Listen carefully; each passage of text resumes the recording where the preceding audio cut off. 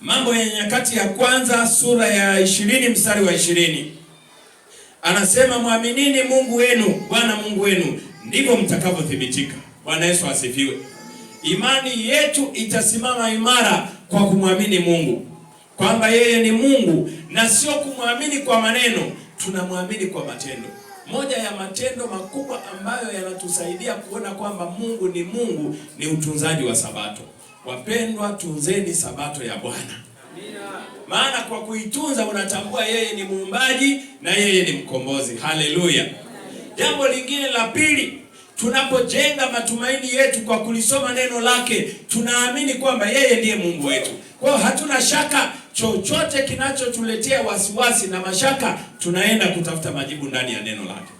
Lakini la tatu ni pale ambapo tunaposimama kumwomba Mungu, maana yeye ametangaza waziwazi, lolote mtakaloomba kwa jina langu mtapewa.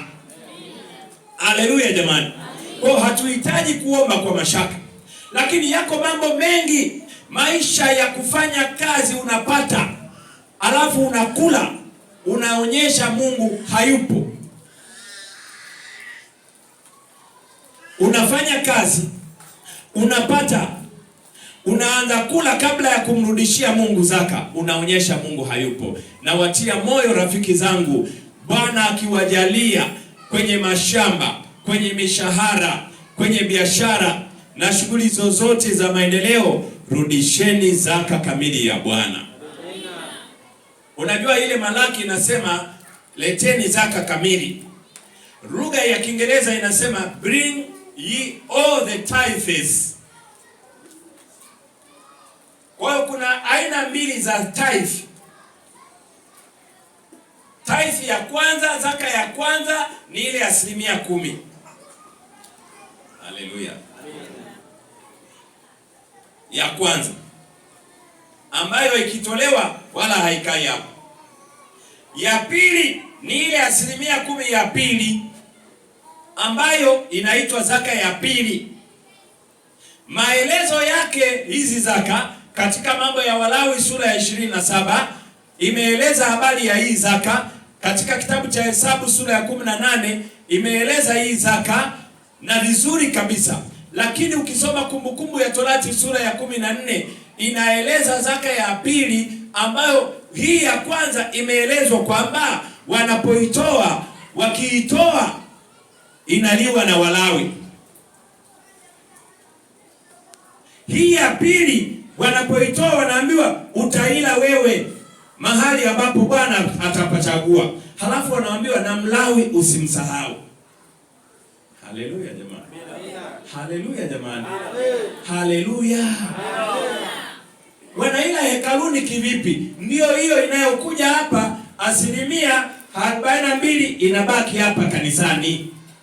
58% inaondoka inakwenda kwa ajili ya maendeleo ya jimbo na maendeleo ya kazi ya utume katika ulimwengu. Maana utume wetu umejengwa sio tu Yerusalemu, Uyahudi, Samaria na mwisho wa nchi. Bwana Yesu asifiwe. Kwa hiyo unaposhiriki kurudisha zaka na kutoa sadaka kwa mpango, unashiriki katika mpango wa kutambua Baba wa mbinguni ndiye Mungu wako. Haleluya. Haleluya. Kwa nini ifike saa ya kinyang'anyiro na Mungu? Leta sileti. Afu unajua Mungu anakuwa tu wakati mwingine na unyenyekevu mwingi sana. Maana akiamua tu kupiga remote ya pumzi, utaendelea kusema sileti? Yeye nawauliza, utaendelea kusema sileti? Anapiga afu haji kukuziba pua hivi, haangaiki hivyo. Yuko mbinguni zake na remote yake kukushughulikia wewe. Yaani ni kama hata sio kama tone la bahari, yaani ni kama tu kitu hakijasikika duniani. Anakubinya tu. Na saa hizo baba, umevaa vizuri, nguo nzuri ya gharama, lakini umebinywa. Pole.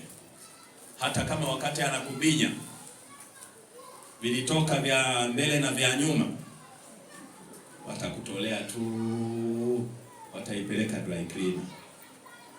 Wakishamaliza kupuzika wanakuja kuivaa wao. Mnanielewa vizuri?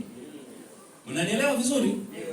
Kama maisha yako yanaweza yakajaa kujihudumia mwenyewe, ukasahau kuhudumia kazi ya Mungu kwa kurudisha zaka na kutoa sadaka, huna faida.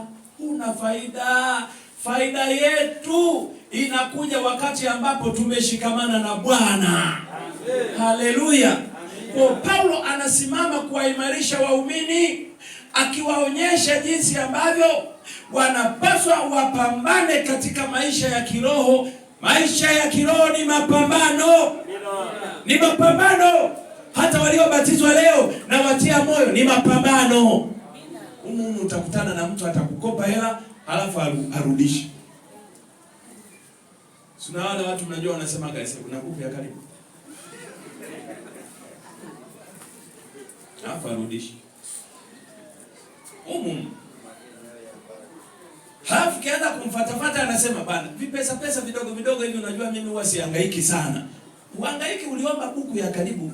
Mbona ilikuhangaisha? Ili kanisa limejaa wagonjwa hivi. Unaweza ukakutana na mtu akaanzisha stori zingine tena. Hivi nikisema zingine mmenielewa kweli? Mmenielewa? Ni zipi? Ni zipi?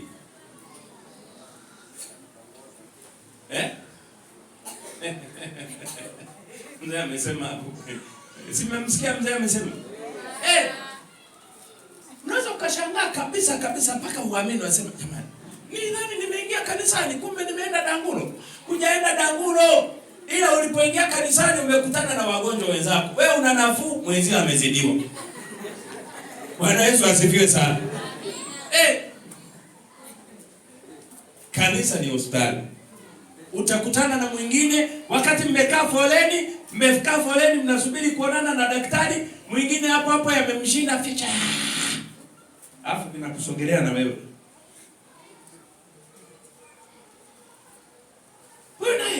Mbona anahalishia wenzie? Wote ni wagonjwa, mmekuja huko. Hata wewe ulikuwa unapumua hewa yako hatuijui na corona, wewe umempumulia na yeye.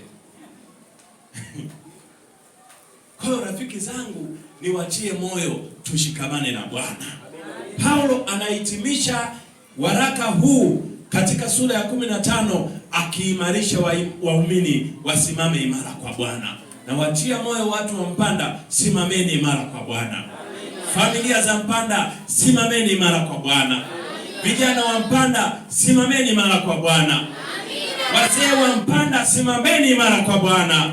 Mchungaji wa Mpanda, simama imara kwa Bwana. Wazee wa kanisa, simameni imara kwa Bwana. Na kila mmoja asimame imara kwa Bwana.